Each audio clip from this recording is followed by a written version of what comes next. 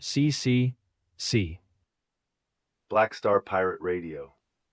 Kampong Hoksoon checks in at 82 degrees and partly cloudy. Airflow is south-southeast at about 9 miles per hour. This legal challenge comes from two specific entities, Texas Tools and Hardware and Pacific Apparel Imports. They've filed suit in the U.S. Court of International Trade, directly targeting the Section 301 tariffs on approximately $200 billion worth of Chinese goods. This move exposes thousands of small to medium-sized importers and ultimately American consumers to higher prices, with analysts at the Peterson Institute for International Economics estimating a potential 1.5% average increase on affected goods. A viable alternative would have been to pursue targeted bilateral trade agreements addressing specific intellectual property concerns, rather than broad-stroke duties impacting diverse sectors. Their chosen next move is to seek an injunction against the tariff collection, aiming to recoup millions in duties already paid.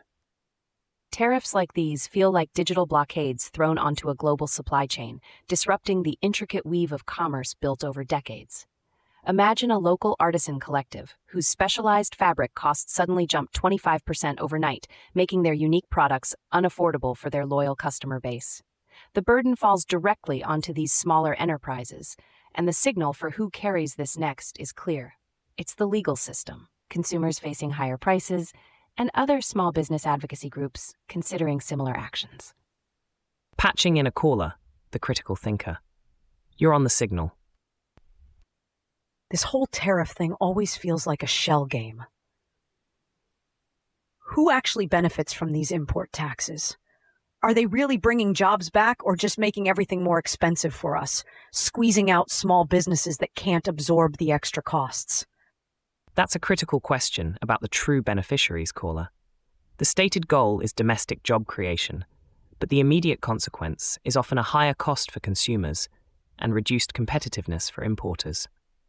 This economic friction, where structures designed to connect instead constrict, brings us to a different kind of constriction, the humanitarian gridlock in Gaza. 9 months into its ceasefire, conditions are still incredibly dire. The ceasefire was supposed to be a breath, a moment to rebuild, but reports from Gaza paint a starkly different picture. The tension is palpable. A signed agreement, yet life remains suspended. Concrete facts confirm the severity. 9 months after the May 2021 ceasefire, UN agencies report that 80% of Gaza's 2.1 million residents remain dependent on humanitarian aid. Crucially, less than 20% of the required reconstruction materials, like cement and steel, have entered the territory. This exposure falls directly on 500,000 displaced civilians, children facing severe malnutrition, and a health system on the brink of collapse, with UNRWA struggling to maintain basic services. An alternative would be an immediate, unrestricted opening of all Gaza crossings, coupled with an internationally monitored fund for reconstruction materials to prevent diversion. The chosen next move by various NGOs is to push for a UN Security Council resolution demanding full implementation of aid access and reconstruction protocols, citing the failure of existing agreements. A ceasefire that doesn't allow rebuilding is merely a pause in the destruction, not a foundation for life. It's the modern myth of Tantalus, where vital resources are perpetually just out of reach, kept from a population that desperately needs to reconstruct their homes and their lives. Visualize aid trucks, packed with essential goods, idling for weeks at border crossings while families live amongst rubble.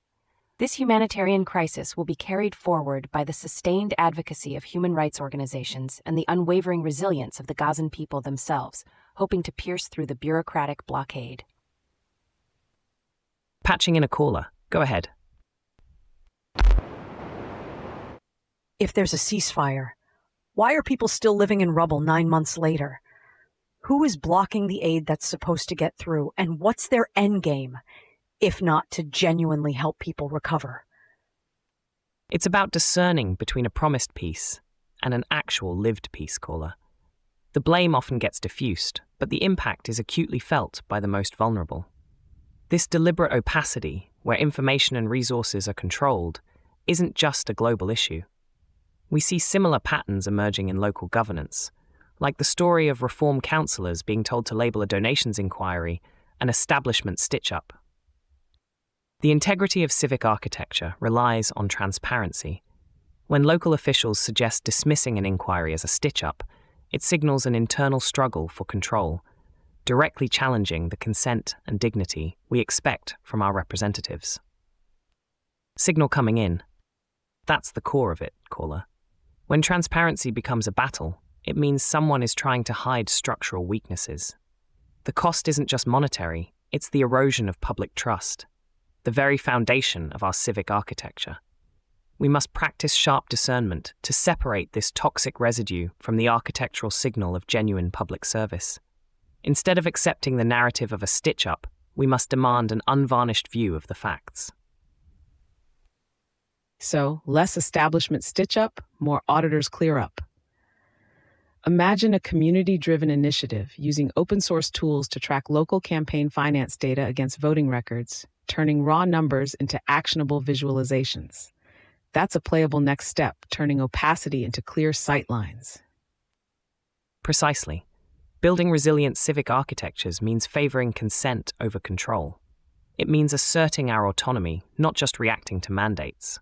We turn confusion into actionable vectors by using clear analysis, a little humor, and the myth of collective power. The hum of the tube amps deepens, a low thrum against the rising static. Less about who's pulling the strings, more about who's building the stage. I like that framework. Keep building, keep discerning. We'll be right back. Black Star Pirate Radio. Continue the signal at TogeeVision.com. Tune in, Sparks and Stories, Gig Passport.